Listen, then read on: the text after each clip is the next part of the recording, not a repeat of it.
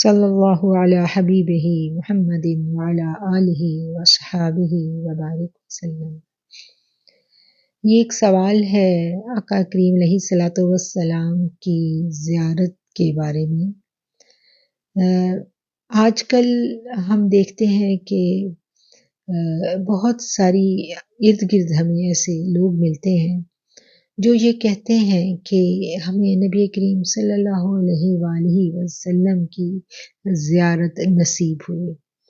آقا علیہ الصلوۃ والسلام کی خواب میں زیارت کرنا، اس کے بارے میں ہمیں احادیث سے معلوم پڑتا ہے کہ جس نے آقا علیہ الصلوۃ والسلام کو خواب میں دیکھا تو آپ صلی اللہ علیہ وآلہ وسلم نے فرمایا اس نے مجھے ہی دیکھا، میری شکل میں شیطان نہیں آ سکتا۔ تو پہلی بات تو یہ کہ جس نے آقا کریم علیہ الصلوۃ والسلام کو خواب میں دیکھ لیا اس نے واقعی آقا کریم علیہ الصلوۃ والسلام کو دیکھا۔ اب یہ جو سوال جو میرے پاس سوال آیا ہے وہ یہ ہے کہ کچھ لوگ ایسے بظاہر ہمیں نظر آتے ہیں جو معاملات میں، اپنے کردار میں دینداری کے، شریعت کے اس مقام پر نہیں ہے، لیکن وہ لوگ کہتے ہیں کہ ہمیں زیارت ہوئی ہے۔ تو یہ کیا ہے؟ یعنی کچھ لوگ ساری زندگی خواہش رکھتے ہیں، وظائف کرتے ہیں، درود پاک کی کثرت کرتے ہیں، لیکن انہیں زیارت نصیب نہیں ہوتی، جبکہ ایسی خواتین کہ جن کے بارے میں یہ کہتی ہیں کہ ان کو معلوم ہے اور یہ جانتی ہیں کہ بظاہر، وہی بات ہے دل کا حال تو سب کا اللہ جانتا ہے، ہمیں کسی کے بظاہر شخصیت کو دیکھ کے ہم یہ قطعاً فیصلہ نہیں کر سکتے کہ وہ اللہ کا کتنا مقرب ہے۔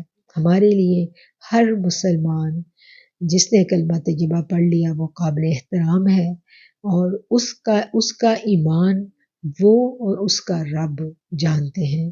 ہم اس کے اوپر تبصرہ نہیں کر سکتے، ہم اس کے اوپر کوئی رائے بھی نہیں دے سکتے۔ ہمیں نہیں معلوم کہ بظاہر اگر کسی کے بظاہر حلیے کو دیکھ کے ہم یہ فیصلہ قطع نہیں کر سکتے کہ وہ ایمان کے کس درجے پہ ہے، یہ اللہ اور اس بندے کا معاملہ ہے۔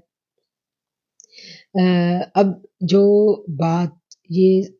جس بات پہ یہ پریشان ہے، جو سوال کیا گیا وہ یہ ہے کہ یہ کیسے ممکن ہے کہ اس طرح آقا علیہ الصلوۃ والسلام کا کسی کو دیدار ہو جائے۔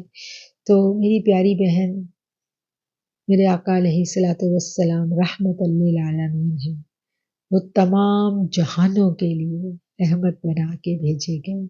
جب میرے آقا کریم علیہ الصلوۃ والسلام مکہ کی گلیوں میں پھرتے تھے تو وہاں پر ابو جہل بھی تھا، وہاں پر سیدنا ابو بکر صدیق بھی تھے، وہاں سیدنا عمر فاروق بھی تھے، وہاں حضرت سمیہ بھی تھیں، وہیں پر حضرت اسماء بھی تھیں، وہیں پر حضرت خدیجہ رضی اللہ تعالیٰ بھی تھیں۔ تو ہر طرح کے لوگ، ہر طرح کی کمیونٹی تھی مکہ کے شہر میں۔ مدینہ میں بھی ایسے ہی تھا، مدینہ میں آقا علیہ الصلوۃ والسلام تھے تو وہاں پر بھی سب طرح کے لوگ تھے، صحابہ کرام رضوان اللہ اجمعین بھی تھے، بہت بڑے بڑے صحابہ تھے، انہی میں عبداللہ بن ابی بھی تھا۔